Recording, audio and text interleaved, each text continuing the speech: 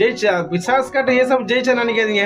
அது பின்னாடி ரகசியம் தான் பின்வர காரியம் சொல்றேன் ஃப்ரெண்ட்ஸ். அப்போ இந்த பூமியில அதாவது மனு அவதாரம் எடுத்ததுனால பிசாஸ் ஈஸியா ஜெயிச்சாரு ஃப்ரெண்ட்ஸ். ஈஸியா இல்ல, கஷ்டத்தோட தான் அது அந்த இச்சைகள் அந்த ஆசைகளோட அதெல்லாம் ஜெயிச்சு கடவுள் வந்து ஏசப்ப வந்து ஜெயிச்சாரு ஃப்ரெண்ட்ஸ். நம்ம மூத்த சகோதரர், மூத்த தலைவர், சபையின் தலைவர் ஏசப்ப ஜெயிச்சாரு ஃப்ரெண்ட்ஸ். நம்மளும் அதுமாதிரி ஜெயிக்கணும் சோதனை நேரத்துல.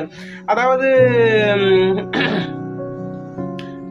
நார்மலா இருந்தாலும் அப்போ ஒரு ஒரு ஒரு ஒரு அதான் சொன்ன மாதிரி பணம் யாரோ வந்து ஒரு கோடி கொடுக்குறாங்க, ஒரு அழகான பொண்ணு வந்து தப்பான கூப்பிடுறாங்க, இல்லை யாரோ ஒருத்தர் தாங்க வச்சுக்க நீங்கள் ஒரு ஒரு ஒரு ஏக்கர் லேண்டு நீங்கள் உங்கள் பேர் எழுதிங்க அப்படின்னு கொடுக்குறாரு. அப்போது இந்த உலகத்து மேன்மையான காரணம் நீங்கள் பெரிய பட்டத்தை இந்த இவ்வளோ பணம் நாங்கள் இந்த பெரிய இந்த கவர்மெண்ட் பதவி எத்துக்க உங்களுக்கு தரேன் அப்படின்னு சொல்கிறாங்க. அப்போ இந்த உலகத்தின் மேன்மையான காரியங்கள் எல்லாமே பிசாஸ் தருவோம் கடவுள் அதை அனுமதிப்பார் ஃப்ரெண்ட்ஸ்.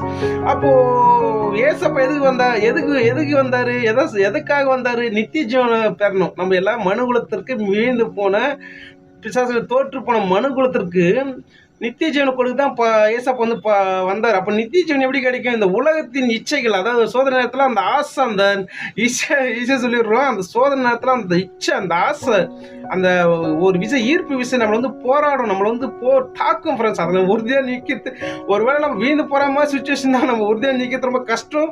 அப்பயும் நம்ம உறுதியாக இருக்கும்போது கடவுள் வந்து சோதனை வெற்றி தருவார் ஃப்ரெண்ட்ஸ். அப்போது எல்லாரும் இந்த உலகத்தில் என்ன பண்ணுறோம்? எல்லாம் இதை தான் தேடி அது அஞ்ஞானிகள் நாடி தேடுகிறோம். ஆசையோடு தேடுற என்ன ஆகணும்? பட்டம் பதவி, இது உலகத்துக்கு மேன்மையான காரியத்தை தேடி ஓடுறாங்க. அப்போ ஏசப்ப இந்த நிறைய பேர் கிறிஸ்தவர் நிறைய வீடியோவில் போட்டு கிறிஸ்தவ சொல்கிறாங்க, உங்களுக்கு வியாதியா ஏசப்ப பண்ணுவாங்க, உங்களுக்கு கடன் பிரச்சனையா ஏசப்ப பண்ணுவாங்க, உங்களுக்கு குழந்தை இல்லையா ஏசப்ப பண்ணுவாங்க, உங்களுக்கு வீட்டிலேயே ஏசப்ப பண்ணுவாங்க, உங்களுக்கு சொத்துலேயே ஏசப்ப பண்ணுவாங்க அப்படின்னு சொல்லிட்டு ஏசப்ப பண்ணுவாங்க, உங்களுக்கு ஏசப்ப எல்லாம் தருவார் அப்படின்னு சொல்லிட்டு எல்லாரும் வந்து சொல்றாங்க ஃப்ரெண்ட்ஸ். இது வந்து பொய்யான காரியம் ஃப்ரெண்ட்ஸ்.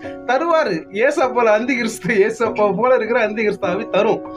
அப்போ இவங்க வந்து அது கொலோசியர்ல 3வது அதிகாரத்தில் ஒரு வசனம் இருக்கு ஃப்ரெண்ட்ஸ். அது எப்படின்னா அதாவது கிறிஸ்துவ தலையாகி கிறிஸ்துவை பற்றி கொள்ள மனதில்லாமல் அதாவது வெளிவேஷமான தாய்மை தரித்துக்கொண்டு தேவ தூதருக்கு ஆராதனை செய்ய விருப்பமுற்று. அப்படின்னா என்ன? அந்தி கிறிஸ்து இயேசுதான், பேர் இயேசுதான். அந்தி கிறிஸ்துவான ஏசப்பா போல ஒரு பிசாசுடைய ஆவி, அது கிறிஸ்து, அது அந்தி கிறிஸ்து. இது மெய்யான ஏசப்பா மெய்யான கிறிஸ்து, அது அந்தி கிறிஸ்து.